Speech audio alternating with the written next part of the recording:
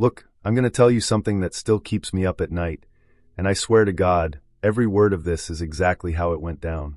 So there I was, Deputy Ben Carter, 28 years old, thinking I'd seen it all after 5 years on the force in eastern Utah.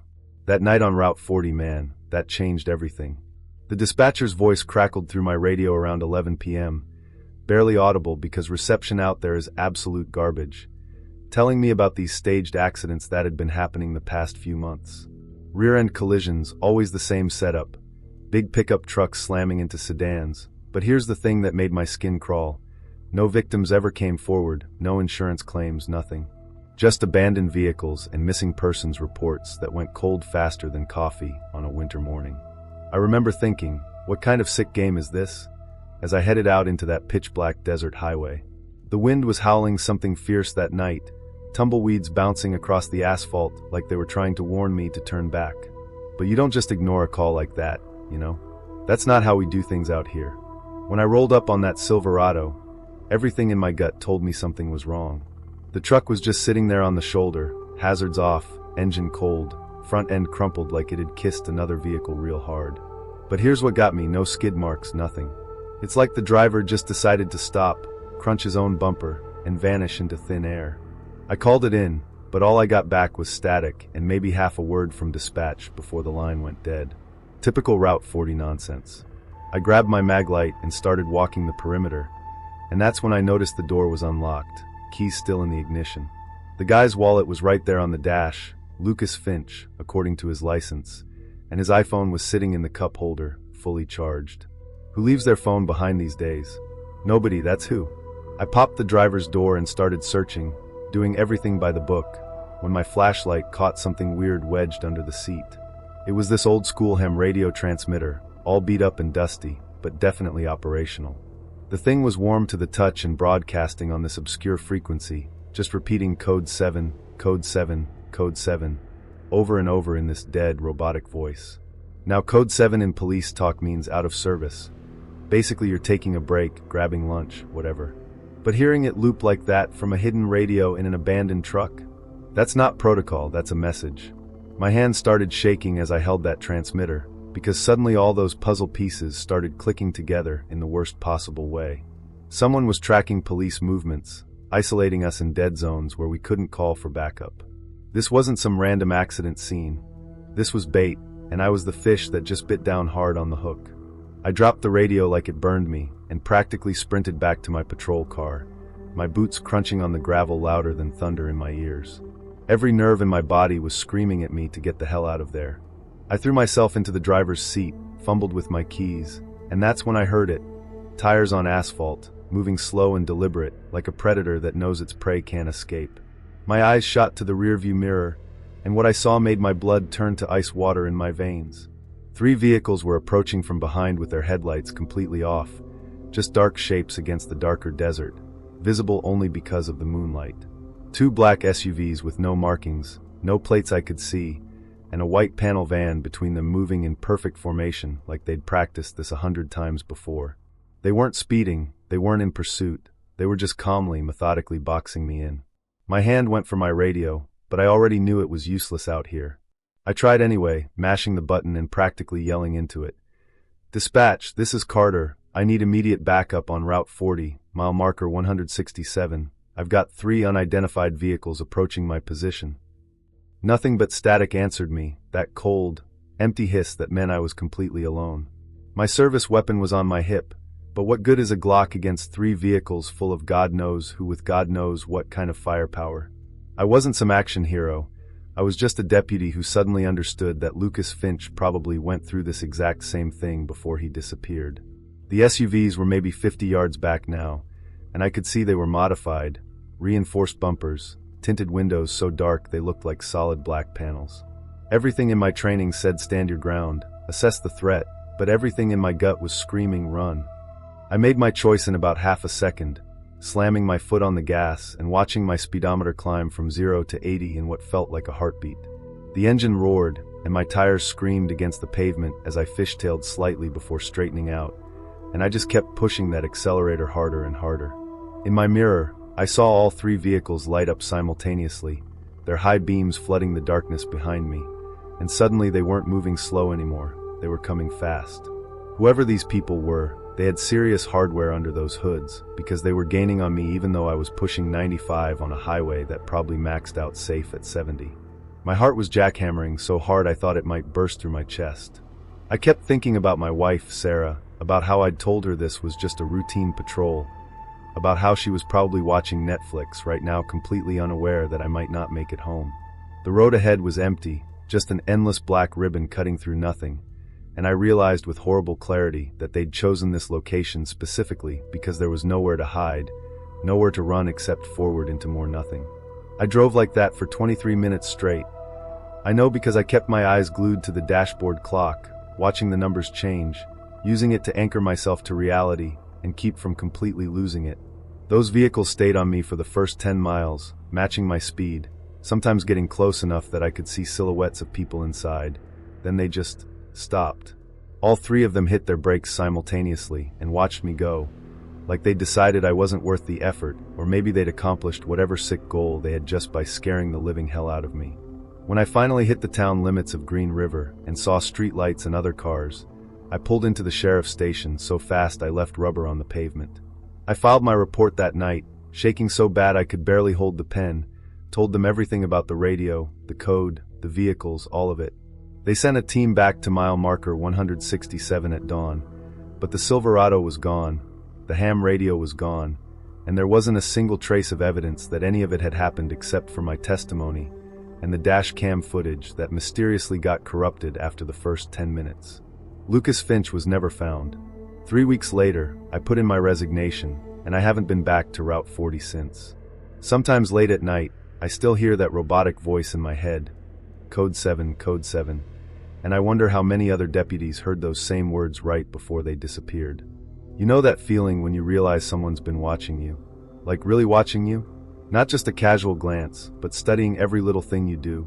Yeah, well, multiply that by 1,000, and you'll get maybe halfway to understanding what I went through at the Bankers Trust building. I'm Alara, and I used to work night security there. Used to, because there's no way in hell I'm ever going back. This whole nightmare started so small, you know? Just little things that didn't quite add up. See, there was this old maintenance guy, Robert Vance, who retired about 6 months before all this went down. Sweet old dude. Worked there for like 30 years or something. Anyway, when he left, his master keys just disappeared. Vanished into thin air. Management didn't even bother replacing the locks. Said it was too expensive. Can you believe that? 20 floors of offices, executive suites, storage rooms, mechanical spaces, and somewhere out there, someone had keys to all of it. But hey, what's the worst that could happen, right?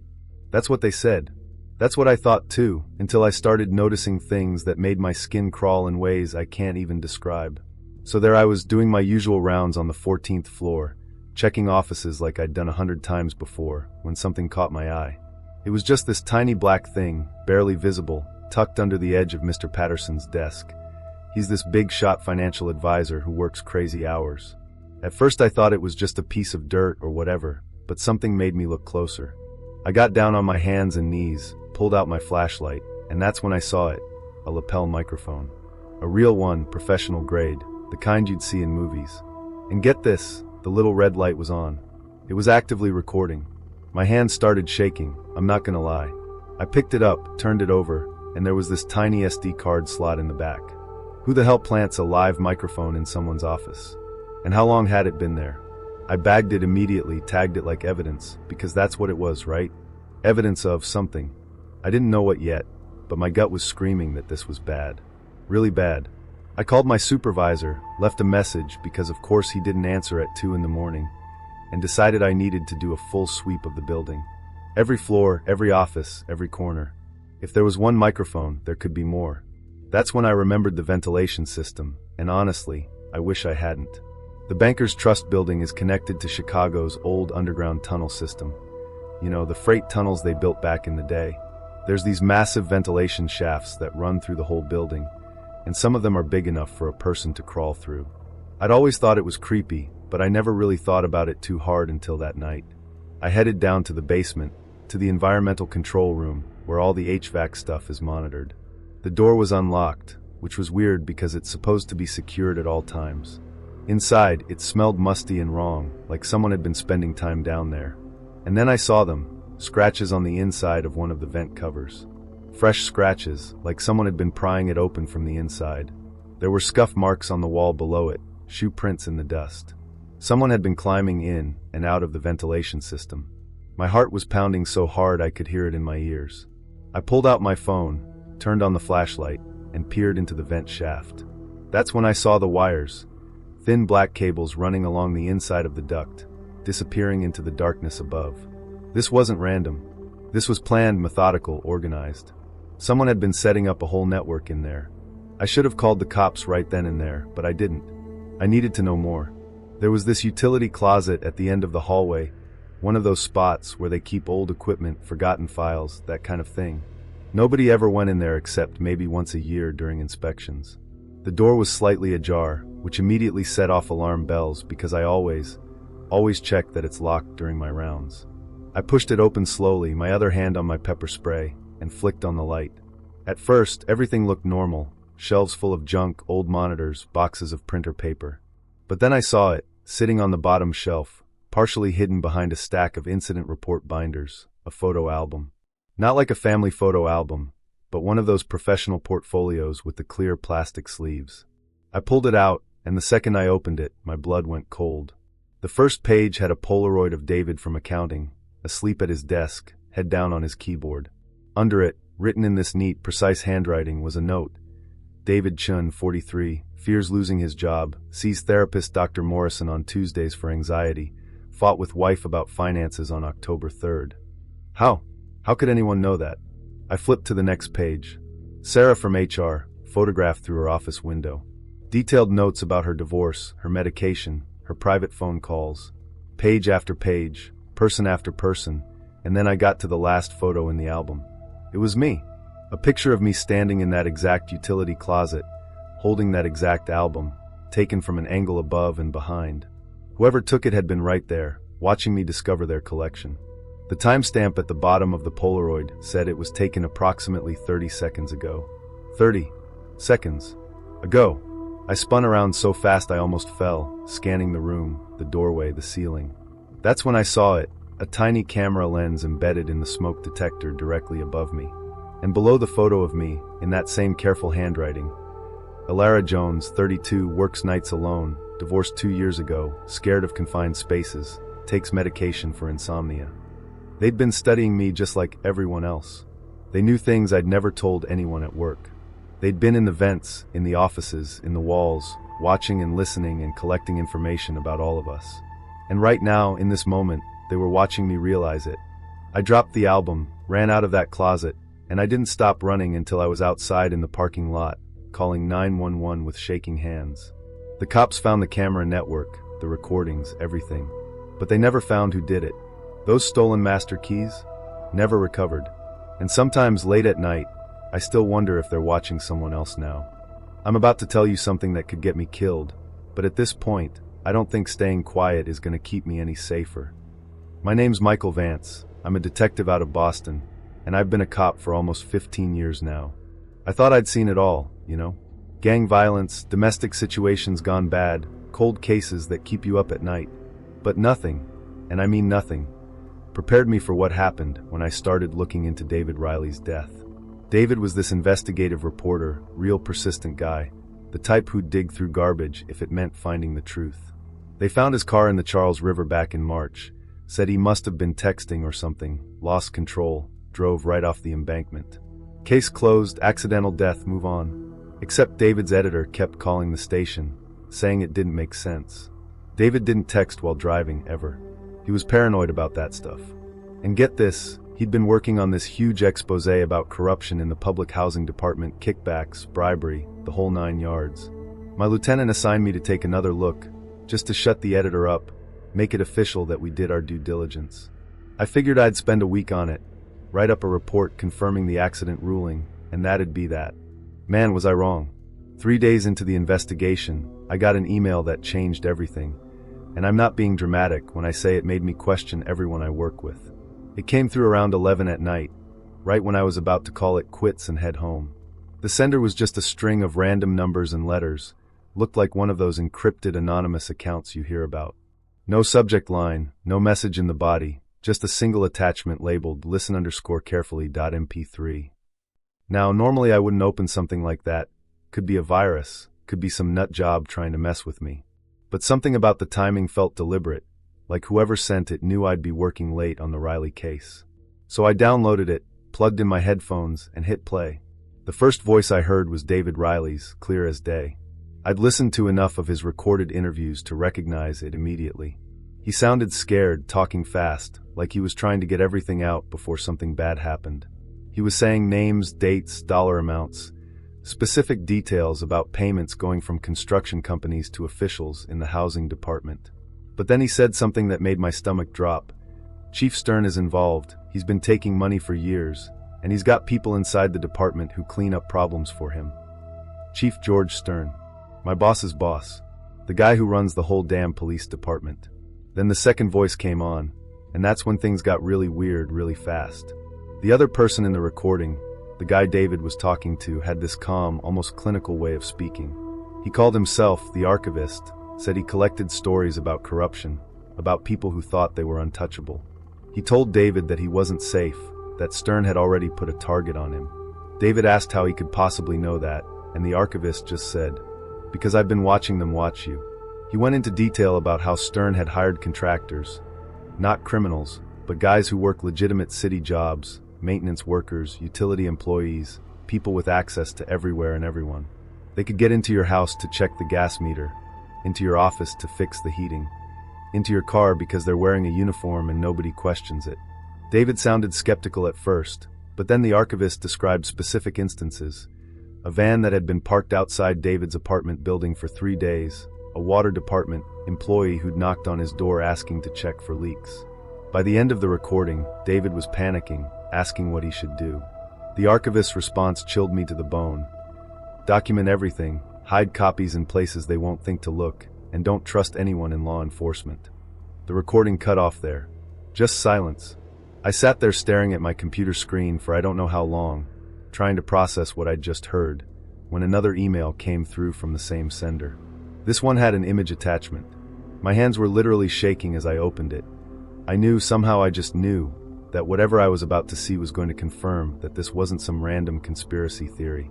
The image loaded, and my heart just stopped. It was a photograph of a receipt from Dunkin' Donuts, the one on Boylston Street. Timestamp said 7:42 that morning. The order was for a medium regular coffee and a plain bagel, exactly what I'd gotten on my way into the precinct. But here's the thing that made my blood run cold. Written in pen at the bottom of the receipt was my badge number. 4827. Someone had been there, at that Dunkin' Donuts, that same morning. They'd either followed me, or they knew my routine well enough to predict where I'd be.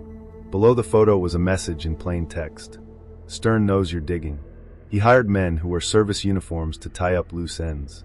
Check your car for GPS trackers. Check your apartment for listening devices. Trust no one in your department. I immediately shut my laptop, pulled the battery from my phone, and just sat there in the dark office, listening to every tiny sound. Every footstep in the hallway could be someone coming for me. I couldn't tell my partner, couldn't tell my lieutenant. How could I know who was compromised? The next morning, I did something I never thought I'd do. I started investigating my own department like they were suspects. I came in early, before anyone else, and went straight to the motor pool. Found my unmarked Crown Vic and got down on the ground with a flashlight, checking every inch of the undercarriage. And sure enough, there it was, a small black GPS tracking device, magnetic mount, stuck right up under the rear wheel well. Professional-grade equipment, not some cheap thing you buy online. The kind of tracker we use in surveillance operations. Someone with access to department resources had put that there. I left it in place, didn't want to tip them off that I knew. Then I went home during my lunch break, told my neighbor I was having electrical problems and needed to check something. I went through my apartment inch by inch, phone jacks, smoke detectors, outlets, everywhere. Found a bug in my bedroom, hidden inside the cable box. Another one in the kitchen, stuffed into the vent above the stove. They'd been listening to everything. My phone calls, my conversations, probably heard me talking to myself while I reviewed case files at home. I thought about David Riley, about his accident, about how easy it would be to run someone off the road and make it look like they just lost control. I thought about all those men in utility uniforms, with their clipboards and their city IDs, who could get close to anyone without raising suspicion. That night, I made copies of everything I had, the audio file, the receipt photo, all my notes on the Riley case, and I started leaving them in different places around the city. One copy went into a safety deposit box at a bank in Cambridge. Another got mailed to a P.O. box I rented under a fake name. I even gave one to a journalist I knew from college who worked for the Globe, told her if anything happened to me, she'd know what to do with it. The archivist was right about one thing. You gotta assume they're always watching, always listening. I started varying my routines, taking different routes to work, eating at random places, never using my personal phone for anything important. I bought burner phones, used encrypted messaging apps, acted like I was running my own counterintelligence operation. Because that's exactly what it was. I was one guy trying to expose a corruption network that had tendrils throughout the police department, the housing authority, probably City Hall too. And here's the thing that keeps me up at night. I still don't know who the archivist is or why he's helping me. Is he a whistleblower? A rival criminal? Someone with a grudge against Stern? And more importantly, how does he know so much about what's happening inside our department? Sometimes I wonder if he's watching me right now, collecting my story just like he collected David's. But at this point, I'd rather have a mysterious ally than face this alone. Because Chief Stern is still out there, still running the department, and those men in service uniforms, they're still making their rounds. I'm going to tell you about something that happened to me on the job that still makes me check every single smoke detector in my house. And I'm dead serious when I say this will change how you think about who you let into your home. My name's Elena Rodriguez. I'm a patrol officer with the Albuquerque Police Department. Been on the force for about 8 years now. My partner Jake and I work the Northeast Heights area. Pretty decent neighborhood. Not a lot of serious crime usually. But last summer we started getting these weird calls, burglaries, but not your typical smash and grab situations. The victims all said the same thing. They'd been in minor car accidents, nothing major, just fender benders in parking lots or getting rear-ended at red lights. Then, within a day or two, they'd get a visit from these really professional-looking security system installers. The guys would show up in clean uniforms, had official-looking ID badges hanging around their necks, drove white vans with magnetic company signs on the sides. They'd tell the victims that the impact from the accident might have disrupted the signal to their home security system. Something about the cellular connection getting knocked out of sync. They'd offer to come check it out for free, said it was part of some community safety initiative. And here's the thing, people let them in. Why wouldn't they? The uniforms looked legit, they had clipboards and tablets. They seemed like they genuinely cared about helping. But nothing would get stolen right away, which is what made it so bizarre. It wasn't until the third or fourth report that I started seeing the pattern, and man, once I saw it, I couldn't unsee it. So this one victim, Mrs. Chun, she's this sweet lady in her 60s who'd been in a parking lot accident at the Smith's grocery store. 2 days later, the security installers showed up at her door. She let them in. They spent about 20 minutes checking her existing alarm system, ran some tests, told her everything looked good now, and left. She didn't think anything of it until 3 weeks later when she got robbed. But here's what was weird. The burglars knew exactly when she wouldn't be home. They knew she had a doctor's appointment that afternoon. They knew her daughter usually visited on Thursdays, but had canceled that week. They took specific items, jewelry that had sentimental value, cash she kept in places that weren't obvious. It was too precise, too calculated. When Jake and I interviewed her, she mentioned feeling like someone had been watching her, like she couldn't shake this sensation of being observed in her own home. She'd been having panic attacks, wasn't sleeping well. I asked her if anything had been different in her house after the installer visit, anything at all. She thought about it and said, "Well, they did replace one of my smoke detector batteries." Said the old one was corroded. That's when alarm bells started going off in my head. I asked Mrs. Chun if I could take a look at that smoke detector, and what I found made my skin crawl in a way I can't even properly describe. We got a ladder, unscrewed the smoke detector from the ceiling, and brought it down to examine it closely. At first glance, it looked completely normal. Standard white plastic casing, test button, the little green light that blinks to show it's working. But Jake, he's got this thing about electronics, used to do some security installation work before he became a cop, and he noticed the weight was off. It was slightly heavier than it should have been. We carefully pried open the casing, and hidden inside, nestled right next to the actual smoke detector components, was a tiny camera. And I mean tiny, The lens was maybe the size of a pencil eraser. It had its own battery pack and a small wireless transmitter. This thing was sophisticated, professional-grade surveillance equipment. We immediately called in our tech unit, and they traced the signal. The camera was transmitting to a local receiver, probably within a half-mile radius. Mrs. Chun just stood there in her living room, hand over her mouth, realizing that someone had been watching her for weeks. Everything she did, every conversation she had, every moment she thought she was alone, it had all been recorded. We started checking every home where the fake installers had visited, and sure enough, every single one had these hidden cameras, all installed in smoke detectors or carbon monoxide detectors, places people never think to check. The investigation led us to a place that I still have nightmares about, and I've been to some pretty dark crime scenes in my career. Our tech guys managed to track the receiver signal to an industrial area on the outskirts of town. This place called Desert Palm Industrial Park. It's mostly abandoned warehouses, a few storage facilities that barely get any business. We got a warrant and assembled a team to hit the location. Me, Jake, 4 other officers, and 2 detectives from the robbery division.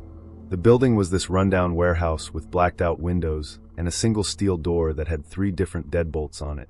We breached the door and went in, and I swear to God, it was like walking into some kind of twisted surveillance command center.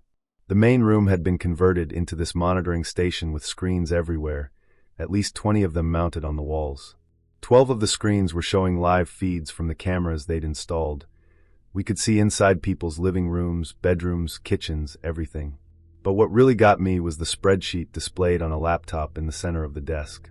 It listed each address, and next to each one was what they called a health status rating. Things like high anxiety, recent divorce, financial stress, elderly/isolated.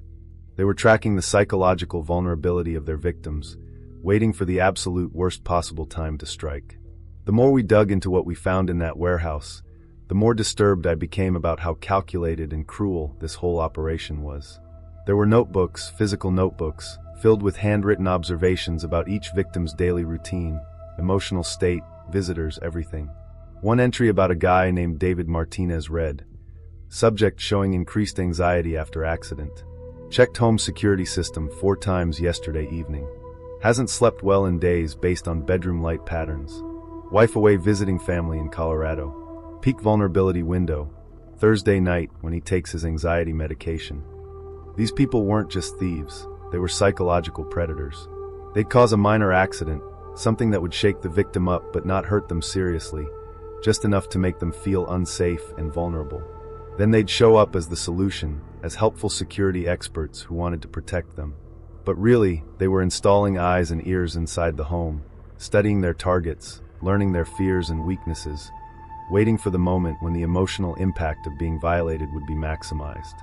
The detective in charge found a manifesto-type document on the computer that talked about how traditional burglary was inefficient, how the real value wasn't just in stealing objects, but in creating lasting psychological trauma that would make victims more likely to invest in actual security systems that the crew could then rob again later. It was this sick, cyclical system of exploitation. We arrested 4 people connected to the operation, but the ringleader, the guy who designed this whole psychological warfare approach, he got away, and that's what keeps me up at night. By the time we'd processed the scene and identified all the suspects from the surveillance footage and paperwork we found, 3 of them were already in custody within 48 hours. Small-time operators, guys with records for burglary and fraud, nothing that would have prepared us for this level of sophistication. But the 4th guy, the one whose handwriting was all over those notebooks, the one who'd written that manifesto about maximizing trauma, he vanished. His apartment was cleared out, his car was found abandoned at the airport, and every digital trail went cold. We notified all the victims, helped them remove the cameras, got them actual legitimate security systems installed. But the psychological damage was already done. Mrs. Chun moved in with her daughter, said she couldn't feel safe in that house anymore. David Martinez had a complete breakdown, ended up in therapy for months. And me? I can't stop thinking about how many other places this might be happening, how many other predators might be out there using the same playbook. I check my smoke detectors obsessively now. I question every service person who comes to my door. And sometimes, late at night when I'm doing my rounds, I'll see a white van with magnetic company signs, and my hand automatically goes to my weapon. Because I know he's still out there somewhere, studying people, waiting for the perfect moment to strike, turning home invasion into a sick form of psychological torture. And until we catch him, nobody's really safe. I need to get this off my chest because if something happens to me, someone needs to know the truth about what's been going on in Lincoln County. And I'm not exaggerating when I say my own boss might be involved in people disappearing. My name's Rick Hoffman. I'm a deputy sheriff in Lincoln County, Montana. If you've never been out here, it's about as rural as it gets. We're talking thousands of square miles of wilderness, mountains, forests, old mining country. Populations maybe 5,000 people spread across the whole county, and most of them live in the 2 small towns we got. The rest is just empty, or at least it's supposed to be empty. I've been working for Sheriff Vance for about 6 years now, and up until last fall, I thought he was a decent guy. Bit of a hard ass, sure, but fair enough. That all changed when we started getting reports about missing hunters. Now, hunters going missing isn't totally unusual out here. People underestimate the terrain, get turned around. Sometimes they fall into old mine shafts or get attacked by wildlife. It happens, but this was different. Over the course of 3 months, we had 4 separate groups of hunters who just vanished without a trace. No vehicles found, no camps, no bodies, nothing. Their families would file missing persons reports, we'd do searches, and they'd just be gone. And here's what bothered me. Sheriff Vance didn't seem all that concerned about finding them. He'd do the bare minimum, file the reports, but he never pushed for extended searches or brought in outside help.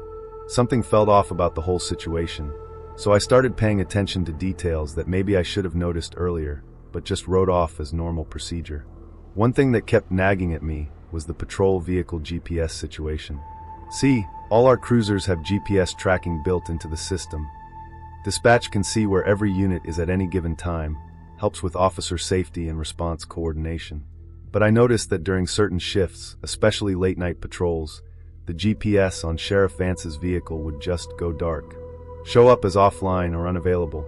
When I asked him about it one time, real casual like over coffee, he said we'd been having maintenance issues with the older units, something about the GPS modules failing and needing replacement.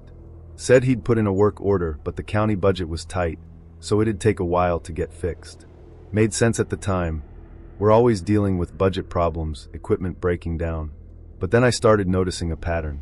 The GPS would go offline specifically on nights when he said he was doing patrol sweeps in the northern part of the county, up near the old mining areas. And wouldn't you know it, those dates lined up almost perfectly with the time windows when those hunters had gone missing. Could have been coincidence, but I've been a cop long enough to know that coincidences usually aren't. That's when I decided to do some digging on my own, and what I found made me realize I couldn't trust anyone in the department with what I was uncovering. Here's something most people don't know. When we got our radio system upgraded about 8 months ago, they installed these new digital radios in all the vehicles. The old analog ones were getting phased out, and these new ones had all kinds of features, better range, clearer signal, encrypted channels, all that stuff. But they also had a secondary GPS system built right into the radio unit itself, completely separate from the vehicle's main GPS. It was a backup system, designed so that even if the main GPS failed, dispatch could still locate officers in an emergency. The thing is, most of the deputies didn't even know about it because it wasn't part of our standard training. It was just mentioned in the technical manual that nobody actually reads. I only knew because I'm kind of a tech nerd, like to understand how all the equipment works. So one night when I was working the late shift at the station, after everyone else had gone home, I logged into the system using my credentials and pulled up the raw GPS data from the digital radios. This was stored separately from the main dispatch system, in a database that backed up automatically but wasn't actively monitored. And there it was, clear as day. Sheriff Vance's radio had been transmitting location data on every single one of those nights when his main GPS was supposedly offline. I pulled up a map overlay and plotted out the coordinates, and my hands were literally shaking when I saw where he'd been spending his time during those mysterious patrols. On 3 separate nights, September 14th, October 3rd, and October 27th, the same dates that matched up with hunter disappearances, Sheriff Vance's radio signal showed him parked at the exact same location for extended periods. We're talking 4, sometimes 5 hours in one spot, not moving. The coordinates pointed to an area about 40 miles north of town, way up in the mountains near an old coal mine called the Blackstone Mine. That place had been abandoned since the 70s, completely shut down after some kind of structural collapse. There's nothing up there except for the old mine entrance, some collapsed buildings, and miles of forest in every direction. It's not even in our jurisdiction technically. It's on the border with the National Forest, and there's no reason a sheriff would need to be up there for that long, especially not multiple times. I zoomed in on the satellite imagery, and you could barely make out the mine entrance and what looked like an old access road. Probably hasn't been maintained in decades. The nearest town, or any kind of civilization, was at least 30 miles away. If you wanted a place to do something you didn't want anyone to see, this would be it. And Sheriff Vance had been going there repeatedly, on nights when people were disappearing, while making sure his official GPS showed him as untraceable. The worst part wasn't just figuring out where he'd been going. It was realizing why he'd been using the patrol vehicle and what that powerful radio signal was actually for. I started thinking about the technical side of things, about how these digital radios work. They transmit on a pretty powerful frequency, especially when they're in vehicle-mounted units with external antennas. The range on these things is impressive. In ideal conditions, they can communicate over 50, 60 miles easily. And they put out a consistent signal that can be picked up by anyone with the right scanning equipment. That's when it hit me like a ton of bricks. Vance wasn't just going to that mine to meet someone in secret. He was using the patrol vehicle's radio as a beacon, a navigation signal. Out in those mountains, especially at night, it's easy to get lost if you don't know the area. GPS can be unreliable with the terrain and tree cover. But a strong, consistent radio signal? That's like a lighthouse. You can use directional equipment to follow it straight to the source. He was guiding people to that location, people who needed to find an isolated spot that was off the grid, away from any surveillance or witnesses. The more I thought about it, the more sense it made. Those hunters that disappeared, what if they stumbled onto something they weren't supposed to see? Maybe they were in the wrong place at the wrong time, saw vehicles or people at the mine when Vance was running one of his operations. I made copies of all the GPS data, saved it to 3 different flash drives, and started planning my next move because I knew that confronting Vance directly would be suicide. I hid one flash drive in my personal safe at home, one in a safety deposit box at the bank in town, and I mailed the third one to my brother who lives in Billings, told him not to open it unless something happened to me. Then I started documenting everything, took screenshots of the GPS logs, wrote down all the dates and times, made note of every suspicious thing Vance had said or done over the past few months. I even started recording some of our conversations on my phone when I could do it without being obvious. The problem was, I had no idea who else might be involved. Was it just Vance, or were there other deputies in on it? What about the dispatcher? The county commissioners? This is a small community where everyone knows everyone, and if there was a trafficking operation running through here, it would take more than one person to keep it quiet. I couldn't go to state police without more concrete evidence. All I had was GPS data showing Vance parked at an old mine, which he could explain away somehow. I needed proof of what was actually happening up there, so I did something incredibly stupid. I decided to go check out the mine myself. I waited for one of Vance's nights off, took my personal truck instead of a patrol vehicle, and drove up there late one night. The access road was barely passable, overgrown and rutted. When I got close, I killed my lights and hiked the last half-mile on foot. And what I saw at that mine entrance, the fresh tire tracks, the cigarette butts, the evidence that people had been there recently and regularly, it confirmed everything. But it also meant I was now in serious danger, because if Vance found out I knew, I'd probably be the next person to disappear in Lincoln County. You won't believe what I'm about to tell you. This ain't no made-up Hollywood flick. This is real-life messed-up stuff that happened to real people. And honestly, it still gives me the chills just thinking about it. We're talking about disappearances, folks, but not just any disappearances. The kind that make your skin crawl because the victims kept turning up hundreds of miles from where they vanished. Think about that for a second. Gone from a national park, found in a ditch halfway across the country. It made no sense, not to me, not to anyone on the force. We were all scratching our heads, chasing ghosts, until one of us, a sharp dude named Officer David Chong, started connecting some really dark dots. He had this gut feeling, that feeling when something just ain't right, even if you can't put your finger on it. And believe me, what he found was far, far worse than any of us could have imagined. This ain't for the faint of heart, so if you're easily spooked, maybe hit that back button now. But if you want to know the truth, the raw, ugly truth of what evil lurks out there, then stick around. Officer Chong, man, he was relentless. While the rest of us were running in circles, he was buried in paperwork, poring over every little detail, looking for something, anything, that the rest of us missed. And he did. He noticed a pattern with these disappearances near Yellowstone National Park. These folks weren't just vanishing into thin air. They were being held, kept somewhere for a long time before they were eventually dumped. How did he figure that out? RV park records, of all things. It sounds mundane, right? But Chong, he's a genius at finding the extraordinary in the ordinary.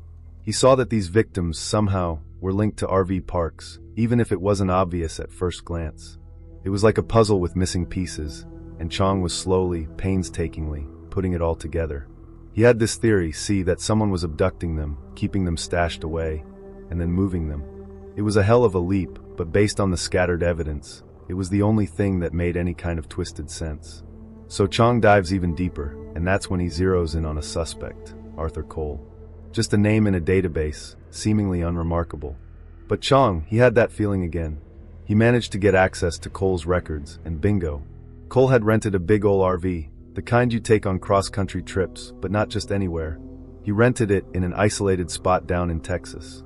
Alarm bells were ringing louder than a fire truck in Chang's head. Why an isolated spot? Why an RV? All the pieces were starting to click into place, forming a picture so chilling, it made your stomach turn. It was a race against time then, because if Chang's hunch was right, there was no telling what horrors were unfolding inside that RV. We had to move fast, no time to waste, not when people's lives were potentially on the line. Getting that warrant felt like an eternity, but once we had it, we didn't hesitate. The whole team rolled out to that desolate spot in Texas. The tension in the air was thick enough to cut with a knife. You could feel it, that mix of dread and adrenaline. We breached the RV, expecting the worst, prepared for anything. And at first glance, it looked normal. Like any other RV, a bit lived in, but nothing overtly suspicious. We swept through, room by room, finding nothing out of the ordinary.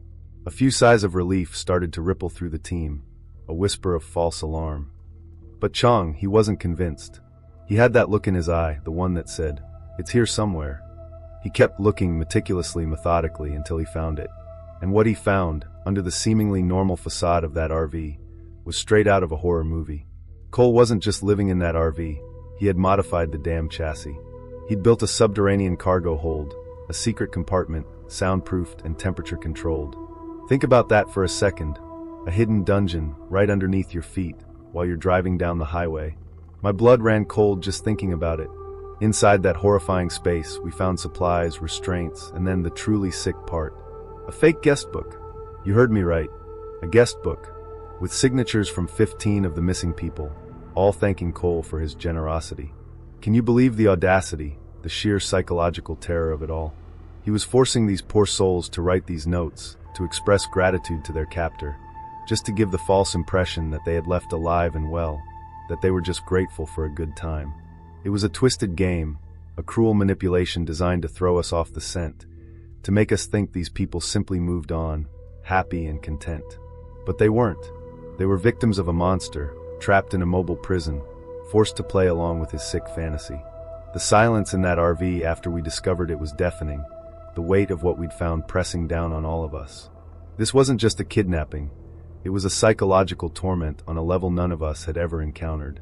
And it made us all wonder just how many more were out there, playing their part in someone else's sick game.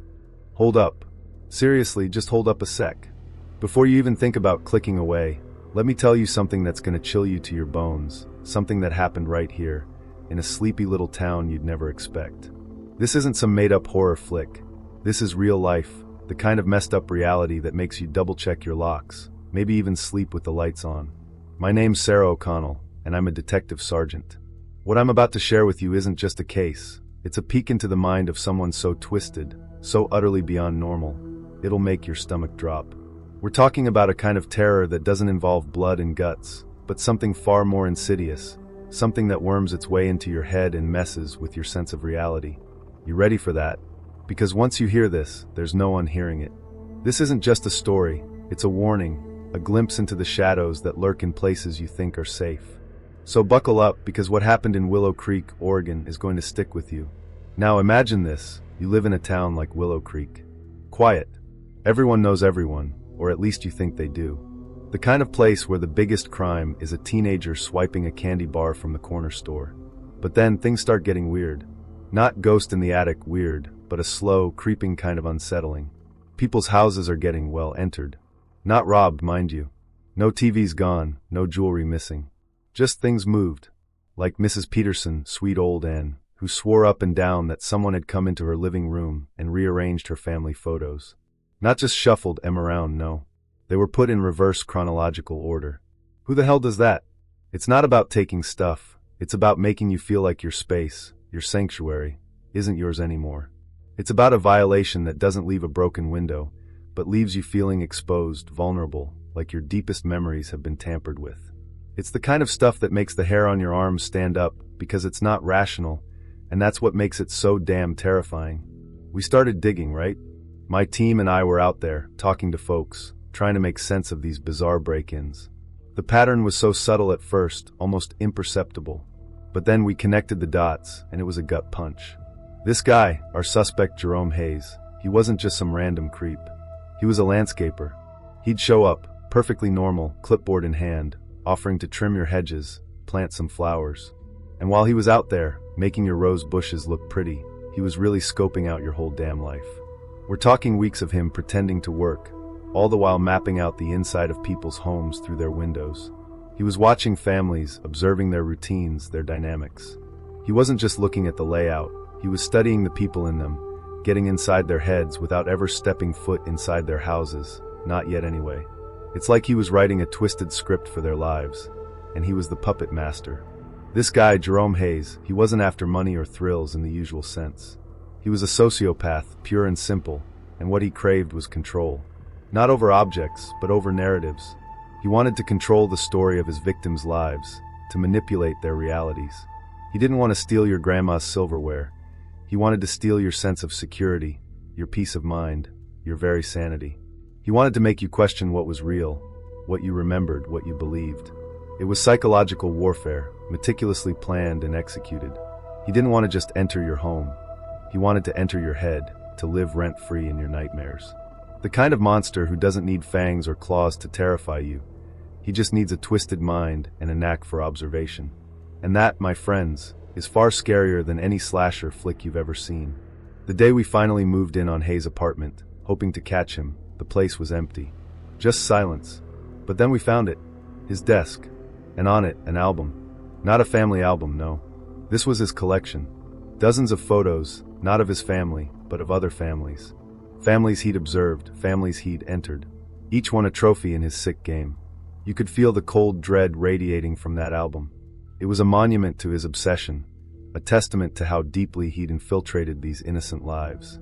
It was like looking into the eyes of a predator who had meticulously studied his prey, savoring every detail, every vulnerability.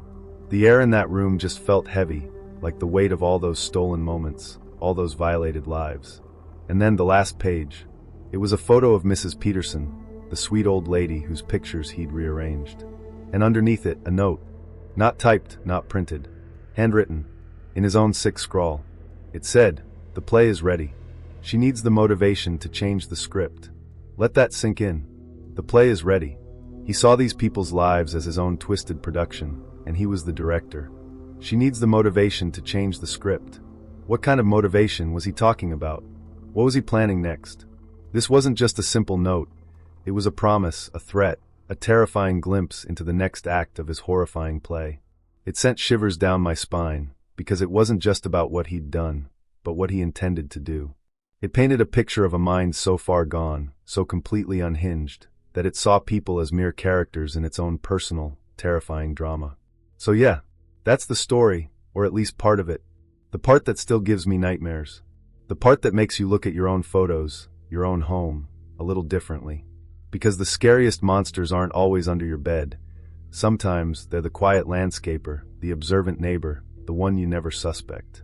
This isn't just about catching a bad guy. It's about understanding the chilling reality that there are people out there who see your life as their canvas, your memories as their playthings. And once you know that, once you've seen the kind of terror that Jerome Hayes unleashed on Willow Creek, you can't unsee it. You can't go back to feeling completely safe, completely secure. Because the play, as he said, is always ready for its next act. Alright, buckle up, cause what I'm about to tell you ain't no made-up ghost story for Halloween. This is real, gritty, stomach-churning stuff that happened in a place most folks just drive by without a second thought. And trust me, after you hear this, you'll think twice about every creak and groan your old building makes. This ain't about boogeymen or things that go bump in the night.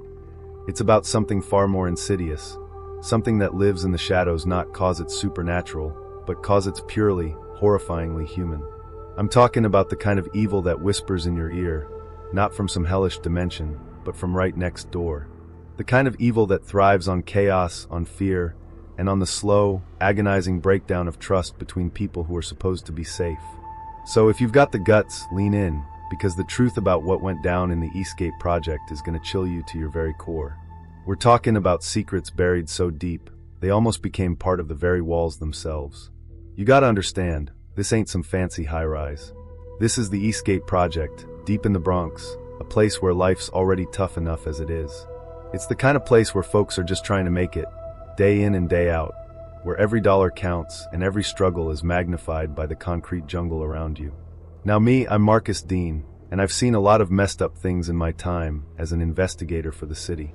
I've seen the worst humanity has to offer, the kind of domestic disputes and petty crimes that fester in places like this. But nothing, and I mean nothing, prepared me for Unit 3C. That damn apartment was a black hole for trouble.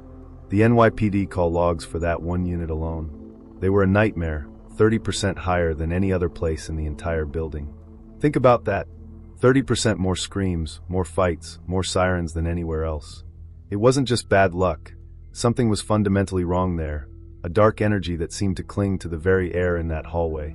Every time I stepped foot in that building, it felt like the walls were whispering secrets, secrets that were suffocating the life out of the people trapped inside. We were called in after another one of their blow-ups, a real nasty one that had the whole floor talking. It was clear there was something deeper going on than just your usual family squabbles. So I brought in a structural engineering team, thinking maybe it was some old foundation issues, just a regular building problem. But what they found? Man, that's where things went from weird to absolutely chilling. They discovered a construction error so bizarre, so completely messed up, it was almost unbelievable. The wall separating Unit 3C from 3D wasn't solid, not even close. It was completely hollow, like a huge, gaping void in the middle of a load-bearing wall. It was a perfect echo chamber, amplifying every single sound, every argument, every slammed door, every whispered insult. But that wasn't even the worst of it. The hollow wall wasn't just a design flaw. It was a hiding spot. And who was hiding in there? None other than Frankie the Ghost Bellini, an ex-tenant who'd been evicted. Yeah, you heard me right. This dude was literally living inside the walls of the building he used to call home. He'd cut these tiny, almost invisible slits, hid him behind posters, and was just there. Living in the darkness, between the concrete and drywall, a literal specter in the building. He wasn't after money, wasn't stealing TVs or jewelry. That would almost make sense, right? A desperate guy down on his luck. Nah, Frankie was after something far more sinister. He was a voyeur, a predator of the mind. He was listening, absorbing every raw emotion, every painful secret, every vulnerability of the families on both sides of that wall. He was feasting on their lives, on their misery, on the slow unraveling of their relationships. He wasn't just a listener, though. Oh no, that would be too simple. Frankie was an active participant in their destruction. He'd wait until things were tense, until the air was thick with unspoken anger, and then he'd whisper. Just enough, just loud enough, through those tiny cracks in the wall.